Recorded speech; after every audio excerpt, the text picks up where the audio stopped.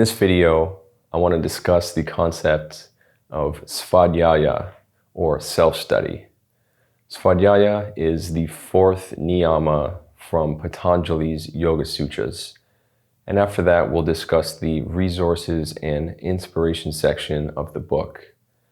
I'm just going to go through a bunch of information I've compiled on the practice of svadhyaya and why I think it's important to a meditation practice.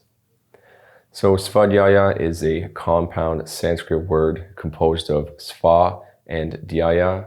Dhyaya means meditating on. The root of adhyaya and dhyaya is dhyai, which means meditate, contemplate, think of. And the term svadhyaya, therefore, also connotes contemplation, meditation, and reflection of oneself, or simply to study one's own self. Svadhyaya is translated in a number of ways. Some translate it as the study of scriptures. Some translate it simply as study without qualifying the type of study, and also as self-study or spiritual self-education. Svadhyaya is one of the three key elements in the practice of yoga as defined in the Yoga Sutras of Patanjali, appearing in the opening verse of Book 2 on spiritual practice and elaborated upon in two other verses.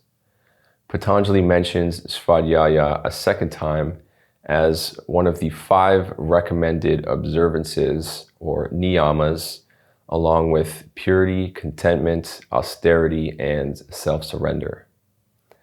The practice of svadhyaya as a niyama is perfected in many forms. One form of svadhyaya is mantra meditation, where certain sound constructs pregnant with meaning are recited, anchoring the mind to one thought. This practice helps draw the mind away from outward going tendencies, silencing the crowding of thoughts, and ultimately towards an inward feeling of resonance. It can alternately be any music, sermon, chant, inspirational book that absorbs the person to a state of absorption, trance, and unifying oneness. Svadhyaya is practiced as a self-reflection process where one silently meditates in asana on one's own behaviors, motivations, and plans. Svadhyaya is, in a sense, for one's spirit and mind, a process equivalent to watching one's body in a non-distorting mirror. This self-study in yoga is not merely contemplations of one's own motives and behaviors, but also of one's circumstances and the environment one is in, assessing where one is in one's life, what is one's life direction, if and how desirable changes may lead to a more fulfilling self.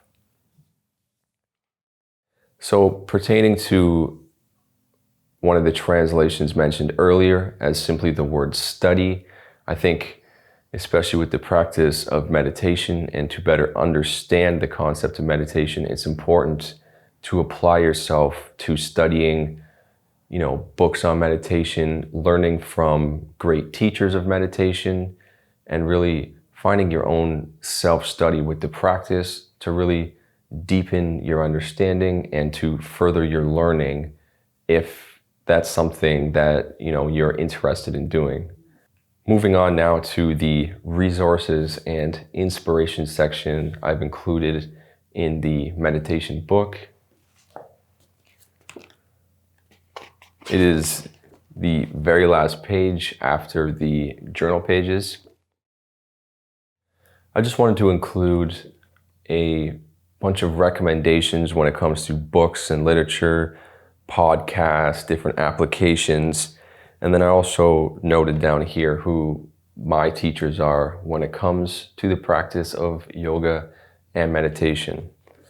So when it comes to books and literature, especially to meditation, there are definitely some classical books that I recommend everybody reading, classic scriptures that really dive deep into the practice and to a really deeper meaning of what meditation is. I have a few of my favorites here, one being the Bhagavad Gita, incredible read. I think I've read it 2 to 3 times now, and you could do an entire course. People do entire courses on just this book alone, so highly recommend picking it up. The Upanishads, again, same as with the Bhagavad Gita. It's such a deep text to get into. There's so much to cover. I definitely recommend picking it up. Again, you could literally do a whole course on just this book. So don't expect to only read it 1-2 times. It's something that you will keep coming back to. The Power of Now by Eckhart Tolle. Incredible book on when it comes to understanding the present, the present moment and how to be present. And his transformation he talks about inside is just incredible. Then we have what some people like to call the Yoga Bible. It's the Yoga Sutras of Patanjali. It's a pretty complex read, not gonna lie. The first time I read it, I didn't understand much of anything, but I've taken a few courses on different parts of the book at this point now, and it's something I understand more. And I really believe there's a certain time and certain level of experience you come to when this book starts to, it starts to shine, and you really start to find more meaning than just, an initial read. So I definitely recommend this one as well.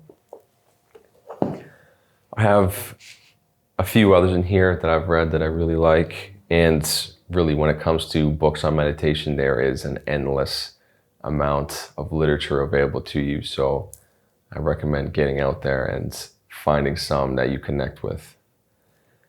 Moving on to podcasts, and shameless plug here, but I do have my own meditation podcast that has been specifically an outlet for me to share guided meditations that I have created and want to share with the world. So it's called Into Stillness. It's available everywhere podcasts are available, so definitely check it out if you're interested in some awesome guided meditations like the ones I've included with the course. And then below that, I've noted some other podcasts. Some are guided meditation podcasts. Some are just podcasts that have, thoughtful conversations with different types of people. A lot of meditation teachers, which I find very helpful. So definitely dive into podcasts. Again, there's so many, but these are the ones that I truly enjoy. Down to the application section, I've included applications that they're meditation applications, and some go past just the practice of meditation. They teach yoga and a whole host of other things. Definitely recommend the Becoming Balance app. It was created by two of my teachers, Daniel Rama and Shakti, and it's just wonderful. It covers everything you could imagine when it comes to yoga and meditation. And it also has a ton of traditional and new age information that I highly recommend for anyone to check out and hopefully subscribe to. And then at the bottom, these are my 4 teachers. I got my certificates up on the wall over there. It's out of frame, so you can't see them, but these are who I've done all my trainings with, beginning with Dylan Werner, and then Daniel Rama, Sarah Bonsall or Shakti, and Kelly Smith, who I did my meditation teacher training with. So I hope you take this discussion on svadhyaya and the resources and inspirations that I've included in the book, and use this stuff to further your practice as well, and hopefully you come to a better understanding and to a thirst for learning more and developing more your practice and knowledge of meditation.